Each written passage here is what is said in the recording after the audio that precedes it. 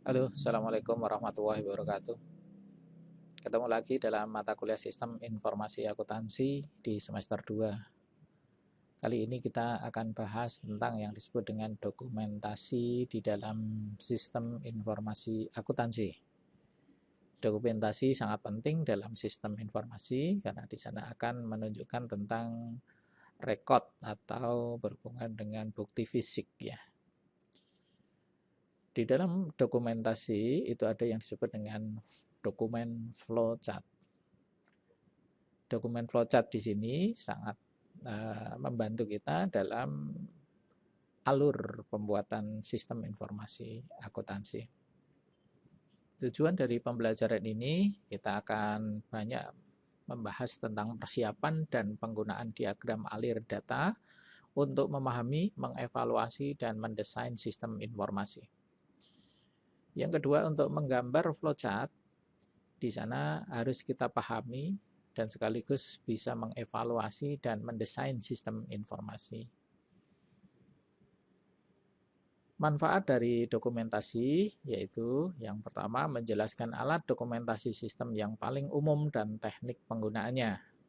Karena yang namanya alat dokumentasi itu sudah paten, artinya sudah banyak digunakan orang sehingga dianggap umum gitu ya. Kemudian mempelajari diagram aliran data dan diagram alur. Yang ketiga, alat ini dapat menghemat waktu dan uang dan menambahkan nilai bagi suatu organisasi. Nah, bab ini membahas 5 alat dokumentasi. Yang pertama adalah diagram alir, yang kedua adalah data flowchart, kemudian yang ketiga adalah dokumen flowchart system, yang keempat adalah komputer flowchart. Yang kelima adalah program flowchart.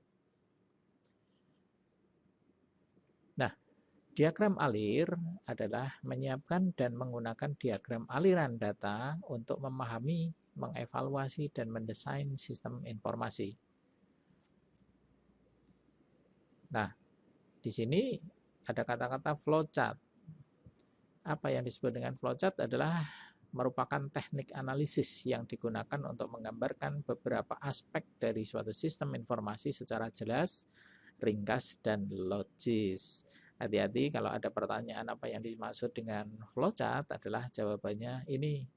Nah, merupakan teknik analisis yang digunakan untuk menggambarkan beberapa aspek dari suatu sistem informasi secara jelas, ringkas, dan logis.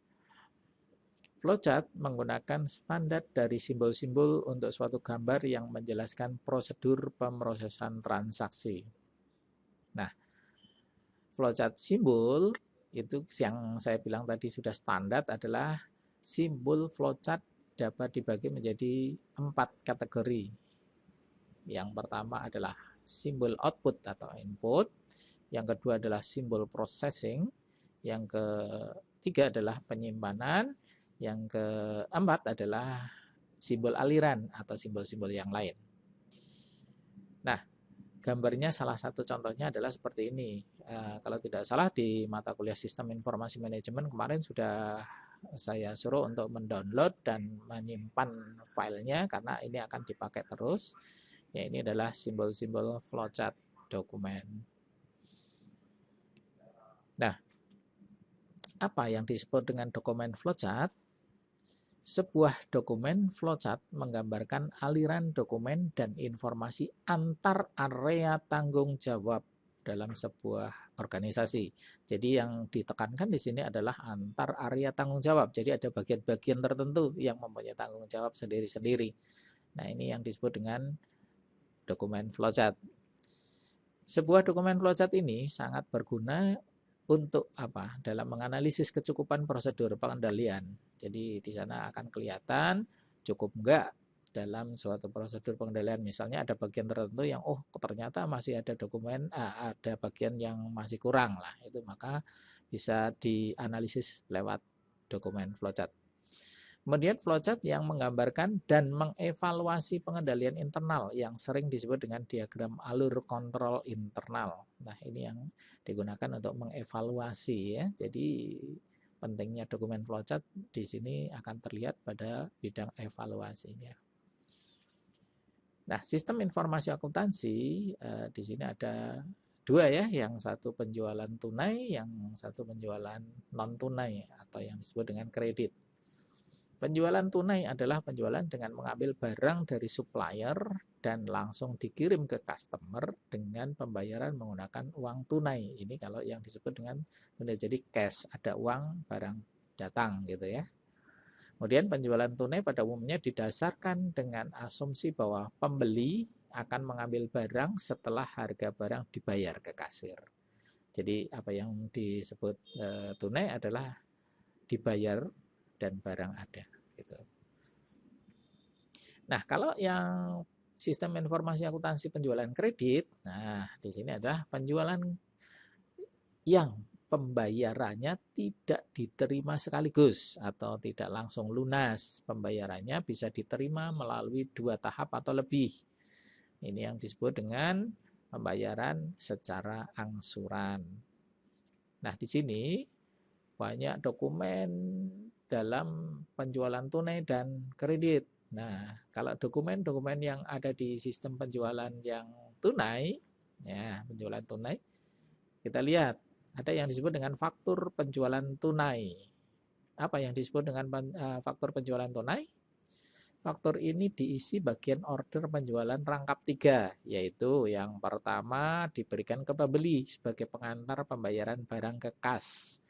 Nah, ini biasanya kalau Anda mau beli barang di salah satu contoh ya, di gerai Matahari misalnya ya, membeli barang baju gitu, belum tentu bajunya itu diberikan ke panjenengan, tapi diberikan kertas dulu, yaitu yang disebut dengan faktur penjualan tunai lembar pertama, diberikan ke pembeli sebagai pengantar pembayaran barang ke kasa. Jadi lembaran itu digunakan untuk membayar ke kasa.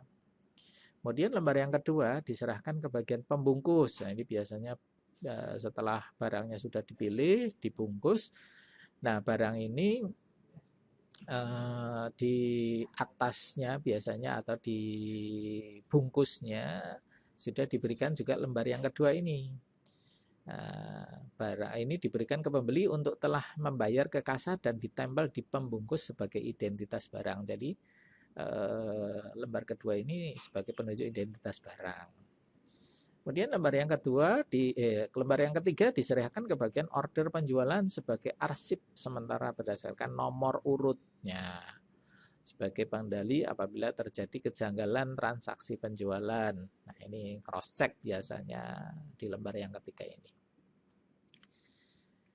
Kemudian dokumen yang muncul kedua adalah pita register kas atau cash register, biasanya orang menyebutnya seperti itu ya. Dokumen ini dihasilkan oleh mesin register cash yang dioperasikan oleh bagian kasa setelah terjadi transaksi penerimaan uang. Jadi kalau sudah pembeli membayar, mestinya ada cetakan dari mesin register ini. Kalau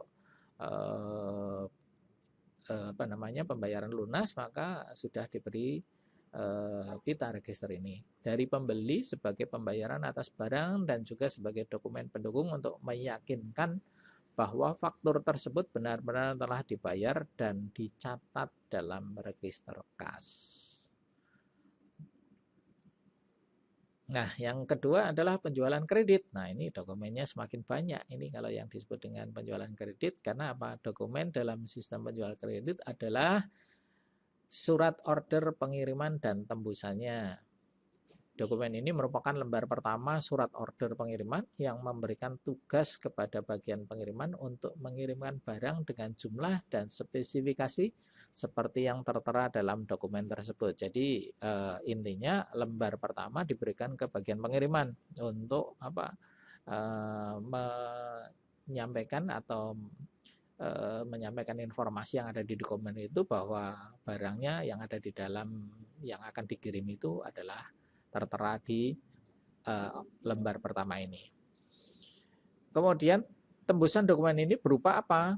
Tembusan kredit. Dokumen ini digunakan untuk memperoleh status kredit dari pelanggan untuk mendapatkan otorisasi penjualan kredit dari fungsi kredit. Nah, Tembusan ini penting sebab kalau mamanya bagian kredit nggak dapat tembusan, nggak tahu bahwa barang ini ternyata pembeliannya secara kredit.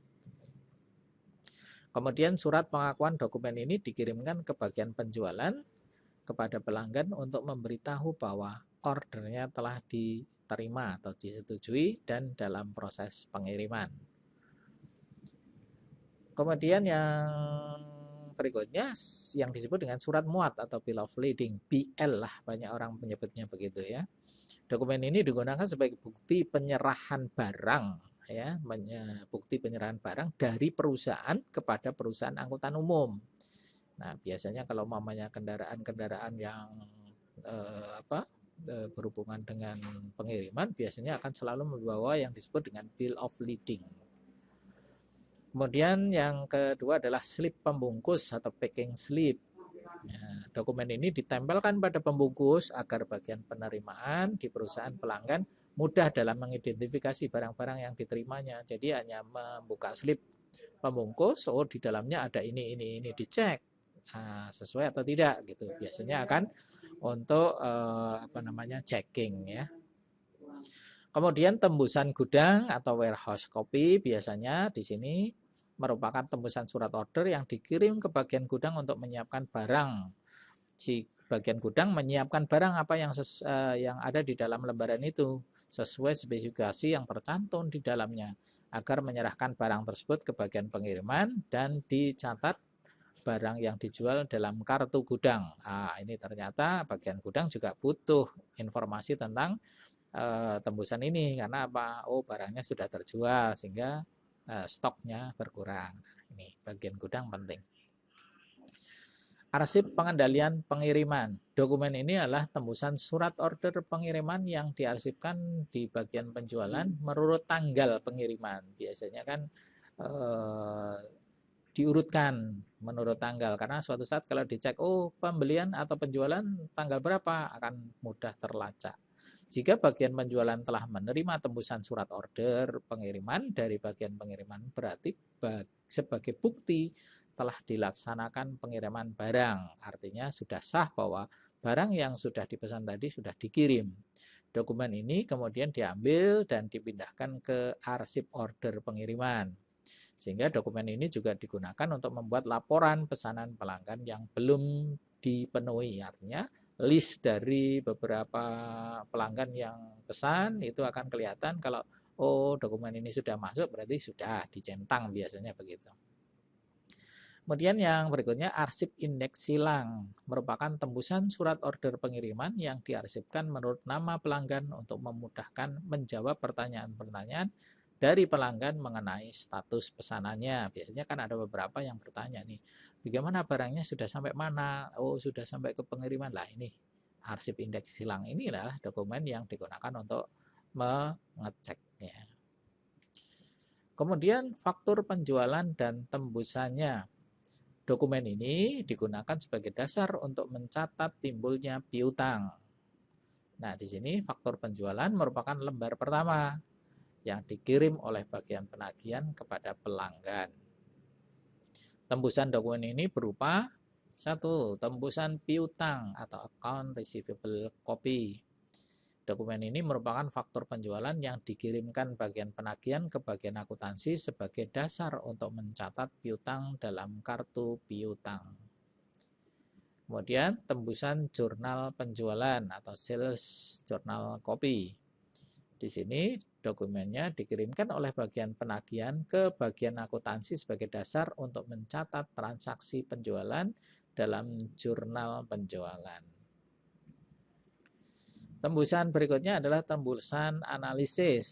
Dokumen ini dikirimkan oleh bagian penagihan ke bagian akuntansi sebagai dasar untuk menghitung harga pokok penjualan yang dicatat dalam kartu persediaan. Nah, ini untuk mencatat harga pokok penjualan ternyata diambilkan dari kartu persediaan untuk analisis penjualan dan untuk perhitungan komisi wiraniaga. Jadi untuk menghitung bahwa yang menjualkan itu siapa, wiraniaganya siapa. Nah, disinilah di tembusan analisis ini.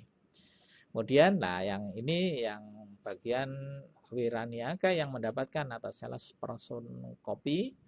Dokumen ini dikirimkan oleh bagian penagihan kepada Wiraniaga sebagai pemberitahuan bahwa order dari pelanggan telah dipenuhi, sehingga dapat dihitung komisi penjualan yang menjadi haknya. Nah, Wiraniaga dapatnya ini. Kemudian rekapitulasi harga pokok penjualan. Dokumen ini merupakan dokumen pendukung yang digunakan untuk menghitung total harga pokok produk yang dijual selama periode akuntansi tertentu. Data dokumen ini berasal dari kartu persediaan. Secara periodik, harga pokok produk yang dijual selama jangka waktu tertentu dihitung dalam rekapitulasi harga pokok penjualan dan kemudian dibuatkan dokumen sumber yang berupa bukti memorial untuk mencatat harga pokok produk yang dijual dalam periode akuntansi tertentu. Ya, jadi nanti akan ada buku memorial. Nah, ini bukti memorial yang akan diakibatkan dari itu adalah dokumen ini merupakan dokumen sumber untuk dasar pencatatan ke dalam jurnal umum dalam sistem penjualan kredit ya. Jadi hanya untuk kredit saja. Dokumen ini sebagai sumber untuk mencatat harga pokok produk yang dijual dalam periode akuntansi tertentu. Saya kira itu dulu materi kali ini, moga-moga dapat dipahami, dimengerti, dan dijadikan sebagai tambahan ilmu untuk panjenengan semuanya. Terima kasih, mohon maaf kalau ada kesalahan. Saya akhiri. Assalamualaikum warahmatullahi wabarakatuh.